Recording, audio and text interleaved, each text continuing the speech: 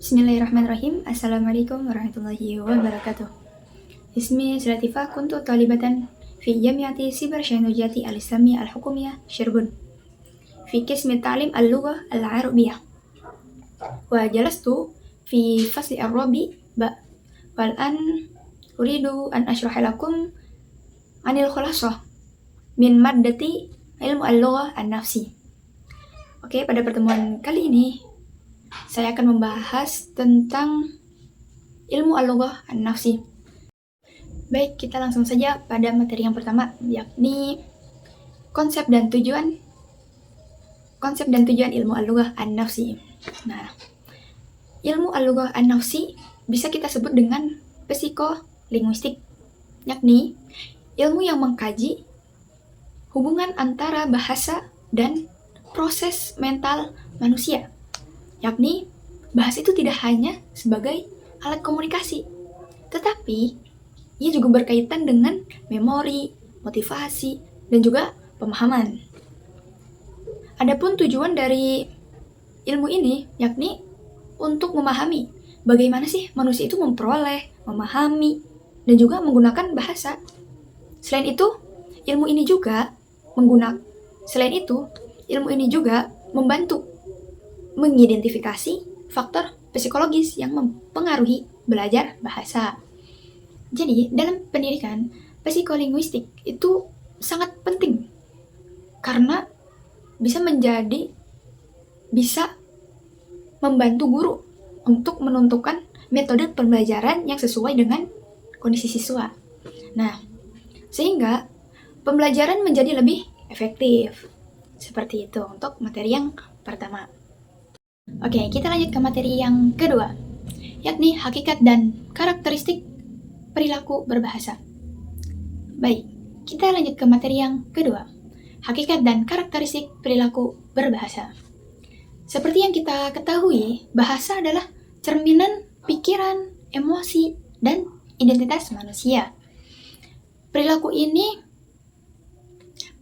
berbahasa merupakan hasil interaksi antara faktor bawaan atau kita bisa sebut biologis dan lingkungan. Kemudian bahasa itu memiliki sifat kreatif. Mengapa kita sebut sifat kreatif? Karena manusia itu mampu menghasilkan kalimat baru. Mengapa kita sebut kreatif? Karena manusia mampu menghasilkan kalimat yang baru. Dan ini jumlahnya itu tidak terbatas gitu.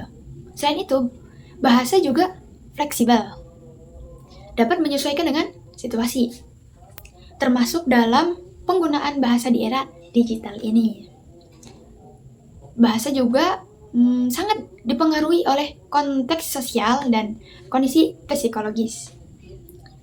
Emosi seseorang itu dapat mempengaruhi cara berbicara, gaya kita berbicara, dan juga sebaliknya, bahasa juga dapat mempengaruhi kondisi mental. Ini untuk materi yang kedua. Oke, sekarang kita masuk ke materi yang ketiga, yakni dasar fisik, sensorik, fisiologis, dan juga neurologis berbahasa. Nah, jadi bahasa itu merupakan sistem kompleks yang melibatkan berbagai aspek dalam tubuh manusia. Proses berbahasa itu tidak hanya linguistik saja, tetapi juga melibatkan fisik, indera, organ tubuh, dan juga otak. Oke, dari segi fisik dulu ya ini. Jadi bahasa itu merupakan bunyi yang merambat sebagai gelombang suara. Nah, jadi dari segi fisik ini, yaitu bahasa itu berupa bunyi yang merambat sebagai gelombang suara.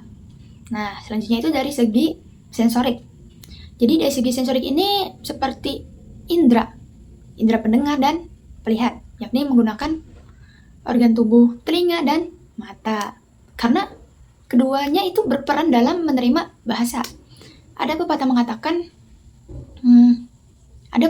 mengatakan apa yang kita dengar, apa yang kita lihat, dan apa yang kita rasakan itu adalah semua pendidikan. Sama saja itu adalah bahasa yang dikeluarkan oleh banyak orang gitu.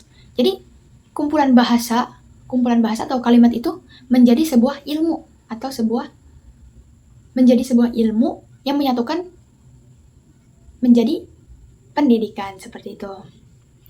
Nah, kemudian ada dari segi fisiologis. Bahasa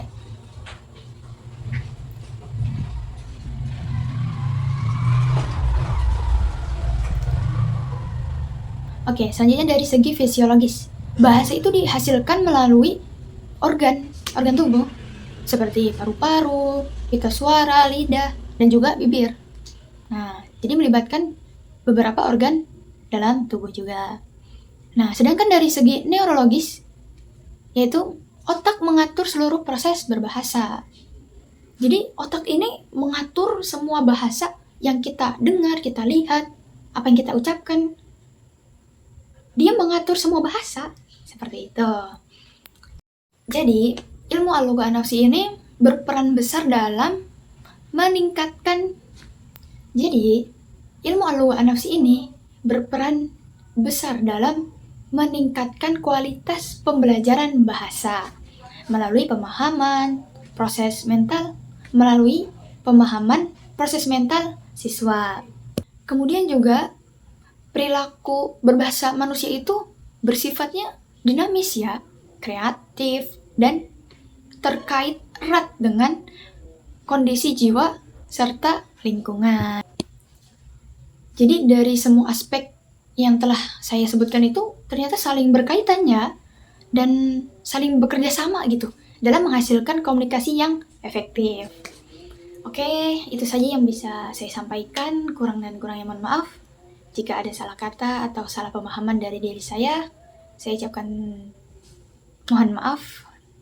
Karena di sini saya juga masih sama-sama belajar ya, kita semua sama-sama belajar. Oke. Baik, saya tutup. Baik, terima kasih atas segala perhatiannya, dan yang sudah menonton terima kasih, yang sudah menyimak terima kasih semuanya.